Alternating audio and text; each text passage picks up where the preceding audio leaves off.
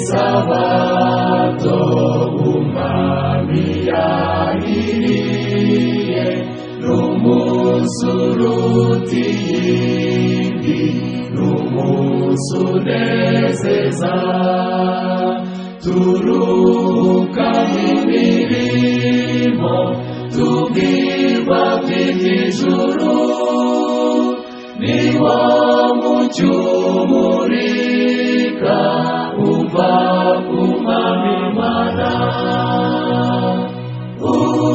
utuzanira amahoro Sabato nziza zose,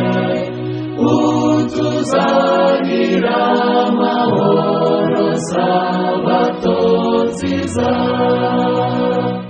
Yawe z'isabato mazuramye uwo mwami, wabwiye intumwa zati ndi nyir'ubugingo, nibacishisha bugufi dukorere umukiza, tuzajyanwa ku isoko y'amazi y'ubugingo,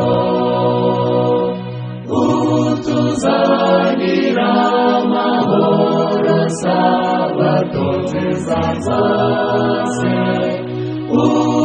utuzanira amahoro Sabato nziza.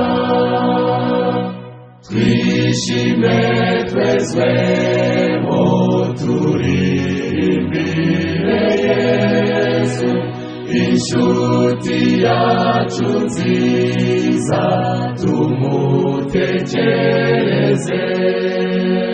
Mukiza mwiza udukunda, isezerano ryawe muzaba muri twebwe, niryo ritunezeza.